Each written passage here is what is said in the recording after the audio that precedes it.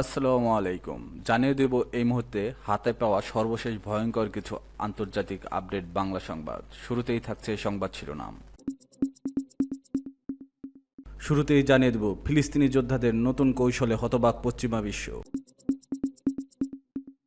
দেব ইউক্রেনের সবচেয়ে বড় আকাশ হামলা রাশিয়ার। এরপর রয়েছে চীনের J-35 স্টাইল ফাইটার জেট পাচ্ছে পাকিস্তান, কি আছে এতে।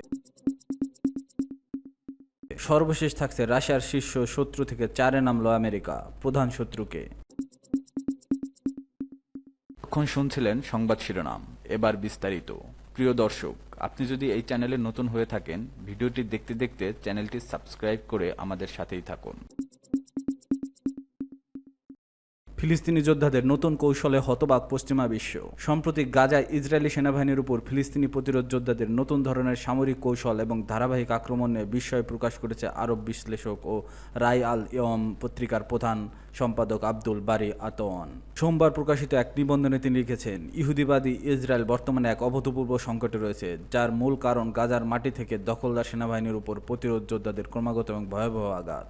আতওয়ান বলেন, এই যুদ্ধ কৌশল শুধু ইসরায়েল নয়, বরং বিশ্বের সামরিক একাডেমিগুলোকেও হতবাক করেছে, বিশেষ করে পশ্চিমা বিশ্বকে। তিনি আরও বলেন, 600 দিন ধরে বেনিয়ামিন নেতানিয়াহু কেবল মিথ্যা প্রচার করে আর বিভ্রান্তির আশ্রয় নিয়েছে এবং বারবার গাজায় বিজয় দাবি করেছে, অথচ বাস্তবতা সম্পূর্ণ বিপরীত।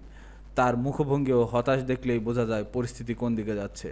আতওয়ান বলেন, ইসরায়েলের কৌশল ছিল ক্ষুধা ও ধ্বংসের মাধ্যমে গাজাবাসীকে আত্মসমর্পণে বাধ্য করা, কিন্তু এই পরিকল্পনা সম্পূর্ণভাবে ব্যর্থ হয়েছে। এমনকি মিত্র আরব দেশগুলোর কিছু অংশ যারা ইসরায়েলের অবস্থানকে সমর্থন করেছে, আজ স্পষ্টভাবে প্রতিরোধের স্থায়িত্ব দায়িত্ব স্তব্ধ। বিশ্লেষকদের মতে ফিলিস্তিনি যোদ্ধাদের সামরিক কৌশলের অন্যতম দৃষ্টান্ত হল গাজার নিচে বিস্তৃত প্রায় 500 কিলোমিটার দীর্ঘ সুড়ঙ্গ। সর্বাধুনিক প্রযুক্তি সত্ত্বেও ইসরায়েল তা টানেলগুলো ধ্বংস করতে ব্যর্থ। আতওয়ান সবচেয়ে বেশি বিস্মিত হয়েছে সম্প্রতি আল কাসাম ব্রিগেডের ড্রোন হামলার ঘটনায়। 500 দিনের বেশি যুদ্ধ চলাচল পরও কিভাবে তারা এখনও আত্মঘাতী ড্রোন নিয়ে তৈরি করছে, তাতে রিকন প্রযুক্তি যুক্ত করছে এবং ধ্বংসস্তূপের মধ্য থেকে তা পরিচালনা করে ইসরায়েল বাহিনী ঘাঁটি ধ্বংস করছে, তা সত্যিই বিস্ময়কর বলে আমি মনে করি। ইউক্রেনের সবচেয়ে বড় আকাশ হামলা রাশিয়ার। ইউক্রেনে এবার রেকর্ড সংখ্যক ড্রোন নিক্ষেপ করল রাশিয়া। রাতভর কিয়েভে 479টি ড্রোন নিক্ষেপ করেছে মস্কো। সোমবার ইউক্রেনের বিমান বাহিনী বিষয়টি নিশ্চিত করেছে। তারা আরও জানিয়েছে 460টি ড্রোন গুলি করে প্রতিহত করা হয়েছে। সেই সঙ্গে রাতভর রাশিয়ায় ছোড়া 20টি ক্ষেপণাস্ত্রের মধ্যে 19টি ভূপাতিত হয়েছে। যুদ্ধবিরতির আহ্বান প্রত্যাখ্যান করার পর এটি সর্বশেষ বিশাল আক্রমণ রাশিয়ার, খবর এএফপির। রাশিয়ার এই হামলায় বেশ কয়েকটি ইউক্রেনীয় অঞ্চল ক্ষতিগ্রস্ত হয়েছে, তবে কোনো মানুষ নিহত বা ব্যাপক হতাহতের খবর পাওয়া যায়নি। ইউক্রেনীয় বিমান বাহিনী জানিয়েছে 10টি স্থানে শত্রু বিমান হামলা চালিয়েছে। পশ্চিমাঞ্চলীয় শহর রিভনের মেয়র ও ওলেক্সান্ডার ট্রেটিয়াক এটিকে যুদ্ধ শুরু হওয়ার পর থেকে এই অঞ্চলের উপর সবচেয়ে বড় আক্রমণ বলে অভিহিত করেছেন। মঙ্গলবার ভোরেও রাশিয়া ইউক্রেনের রাজধানী কিয়েভ এবং বন্দর নগরী ওডেসায় নতুন করে ড্রোন এবং ক্ষেপণাস্ত্র হামলা চালিয়েছে। এই ঘটনায় 3 জন নিহত হয়েছে। এছাড়া একটি প্রসূতি হাসপাতালে আঘাত হেনেছে। এই ঘটনায় প্রতিক্রিয়া জানিয়ে পশ্চিমা মিত্রদের অবস্থানকে স্থির পদক্ষেপ বলে উল্লেখ করেছে ইউক্রেনের প্রেসিডেন্ট জেলেনস্কি। তিনি আরও বলেন যে সর্বশেষ আক্রমণে ছোড়া 2টি ক্ষেপণাস্ত্র উত্তর কোরিয়ায় তৈরি করা হয়েছিল। রাশিয়া সাম্প্রতিক সপ্তাহগুলোতে ইউক্রেন জুড়ে আক্রমণ জোরদার করেছে। কিয়েভ বলেছে এটি প্রমাণ করে যে মস্কো 3 বছর ধরে চলা আগ্রাসন বন্ধ করার কোনো ইচ্ছা নেই এবং শান্তি আলোচনার প্রতি তারা গুরুত্ব আরোপ করে না। এই ব্যারাজগুলো ইউক্রেনের প্রসারিত বিমান প্রতিরক্ষা ব্যবস্থার ক্ষমতা নিয়ে উদ্বেগ প্রকাশ করেছে। ইউক্রেন আরও জানিয়েছে তারা রাশিয়ার ড্রোনের যন্ত্রাংশ তৈরি করে এমন একটি ইলেকট্রনিক্স কারখানা রাতভর হামলা চালিয়েছে। স্থানীয় রুশ কর্মকর্তারা জানিয়েছে হামলার পর কারখানাটির সাময়িকভাবে উৎপাদিত স্থগিত করা হয়েছে। চীনের J-35 স্টেলথ ফাইটার জেট পাচ্ছে পাকিস্তান, কি আছে এতে। গত মে মাসের শুরুতে ভারত ও পাকিস্তানের মধ্যে 4 দিনের সংঘাতে উভয় দেশকে যুদ্ধের দ্বারপ্রান্তে ঠেলে দেয়। এ সময় আকাশযুদ্ধে পাকিস্তানের হাতে থাকা চীনা যুদ্ধবিমান কার্যকারিতা প্রকাশ পায়। এ ঘটনায় তুমুল সাড়া পড়ে প্রতিরক্ষা শিল্পের দুনিয়ায়। এরপর প্রতিরক্ষা বিশ্লেষকদের আরও আগ্রহ বেড়েছে চীনা অস্ত্র সরঞ্জামের উপর। এরই মধ্যে খবর বেরিয়েছে চীনের কাছ থেকে J-35 স্টেলথ ফাইটার জেট কিনছে পাকিস্তান। বেইজিংয়ের সঙ্গে বড় একটি প্রতিরক্ষা সরঞ্জাম ক্রয় চুক্তির অংশ হিসেবে ইসলামাবাদ এই যুদ্ধবিমান পাবে। বিশ্বের শীর্ষ প্রতিরক্ষা গোয়েন্দা বিশ্লেষক প্রকাশক জেন্স নিশ্চিত করেছে পাকিস্তান শীঘ্রই চীনের উন্নত প্রযুক্তির J-35 স্টেলথ ফাইটার যুদ্ধবিমান পাচ্ছে। এটি সেন ইয়াং নির্মিত FC-31 গায়ার ফ্যালকন এর রপ্তানিযোগ্য সংস্করণ। আগামী কয়েক মাসের মধ্যে এই যুদ্ধবিমান সরবরাহ শুরু হবে বলে জানানো হয়েছে প্রতিষ্ঠানটির পক্ষ থেকে। চীনের শেন ইয়াং এয়ারক্রাফট কর্পোরেশন নির্মিত জে-35 এই যুদ্ধবিমান পাকিস্তান বিমান বাহিনীর জন্য স্টেলথ প্রযুক্তি ও যুদ্ধ সক্ষমতার উপর অগ্রগতি হিসেবে বিবেচিত হচ্ছে। শত্রুর রাডারে ধরা না পড়ার মতো বৈশিষ্ট্য, উন্নত সেন্সর ও বহু ভূমিকার উপযোগী ডিজাইন সহ এই বিমানটি নানা ধরনের মিশনের অংশ নেওয়ার উপযোগী করে তৈরি করা হয়েছে।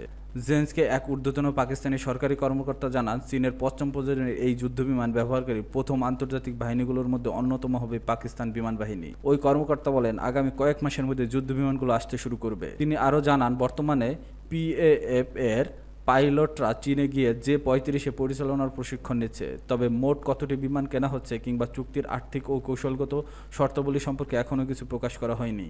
জেন্স ডিফেন্স নিউজের তথ্য অনুযায়ী এই সংগ্রহ পাকিস্তানের আকাশ প্রতিরক্ষা কৌশলে এক গুরুত্বপূর্ণ মোড় নির্দেশ করছে। এর ফলে পাকিস্তান বিশ্বের গোনা কয়েকটি দেশের কাতারে চলে এলে যারা পঞ্চম প্রজন্মের যুদ্ধবিমান পরিচালনা করছে। চুক্তি চীনের সঙ্গে পাকিস্তানের কৌশলগত প্রতিরক্ষা সহযোগিতাকে আরও সুদৃঢ় করছে, বিশেষ করে পরবর্তী প্রজন্মের সামরিক ফ্লাইট প্রযুক্তির ক্ষেত্রে। রাশিয়ার শীর্ষ শত্রু থেকে 4-এ নামল আমেরিকা। প্রধান শত্রুকে দীর্ঘ 13 বছর পর রাশিয়ার জনমতে বড় ধরনের পরিবর্তন এসেছে। রাশিয়ার স্বাধীন লেবেদা সেন্টার এর সাম্প্রতিক এক সমীক্ষা অনুযায়ী দেশটির শীর্ষ শত্রুর তালিকা থেকে মার্কিন যুক্তরাষ্ট্র 4র্থ স্থানে নেমে এসেছে। একসময় রাশিয়ানদের কাছে প্রধান শত্রু যুক্তরাষ্ট্র, এখন জার্মানি, যুক্তরাজ্য এবং ইউক্রেনের পেছনে অবস্থান করছে। এই সমীক্ষা থেকে জানা যায়, বর্তমানে রাশিয়ানদের কাছে সবচেয়ে বড় শত্রু হিসেবে জার্মানিকে মনে করছে 55% মানুষ। এরপরে 49% সমর্থন দ্বিতীয় স্থানে রয়েছে যুক্তরাজ্য এবং 43% সমর্থন নিয়ে তৃতীয় স্থানে আছে ইউক্রেন। অবাক করার বিষয় হলো, মার্কিন যুক্তরাষ্ট্রকে এখন 40% রুশ নাগরিক তাদের প্রধান শত্রু বলে মনে করে, অথচ 2022 সালে এই সংখ্যা ছিল 76%। জরিপে বলা হয়, ডোনাল্ড ট্রাম্প যুক্তরাষ্ট্রের প্রেসিডেন্ট হিসেবে দায়িত্ব নেওয়ার পর আমেরিকার প্রতি রাশিয়ানদের মনোভাব কিছুটা নরম হয়েছে। হোয়াইট হাউস ইউক্রেন যুদ্ধ নিরসনে কূটনৈতিক সমাধানের পথ খুঁজছে বলে জরিপে মন্তব্য করা হয়েছে। রুশ সংবাদ মাধ্যম RT এর প্রতিবেদনে বলা হয়েছে, জার্মান চ্যান্সেলর ফ্রিডরিখ মের্জ গত মে মাসের শুরুতে দায়িত্ব নেওয়ার পর থেকে রাশিয়ার বিরুদ্ধে আগ্রাসী মন্তব্য জোরদার করেছে এবং কিয়েভের সামরিক সহায়তা বৃদ্ধির পদক্ষেপ নিয়েছে। তিনি বলেছেন, ইউক্রেনকে দেওয়া পশ্চিমা অস্ত্র রাশিয়ার অভ্যন্তরে লক্ষ্যবস্তু ব্যবহার করতে পারবে এবং জার্মানির তৈরি 500 কিলোমিটার পাল্লার টাউরাস ক্ষেপণাস্ত্র ইউক্রেনকে দেওয়ার সম্ভাবনা উন্মুক্ত রাখা হয়েছে। এছাড়া ইউক্রেনের মাটিতে দীর্ঘ পাল্লার অস্ত্র উৎপাদনে জেলেনস্কির সরকারকে সহায়তা করার প্রতিশ্রুতি দিয়েছেন তিনি। রাশিয়ার পররাষ্ট্রমন্ত্রী সের্গেই ল্যাভরভ জার্মান চ্যান্সেলর মের্জের বক্তব্যের জবাবে বলেছেন, জার্মানি সরাসরি এই যুদ্ধে জড়িয়েছে, এটি এখন স্পষ্ট। তিনি আরও মন্তব্য করেন, গত শতকে জার্মানি যেমন বারবার ধ্বংসের দিকে গেছে, এবার সেই পথেই হাঁটছে। জরিপে রাশিয়ার সবচেয়ে ঘনিষ্ঠ মিত্র বা বন্ধু হিসেবে যেসব দেশের নাম এসেছে সেগুলো হলো বেলারুশ 80%, চীন 64%, কাজাকিস্তান 36%, ভারত 32%, উত্তর কোরিয়া 30%।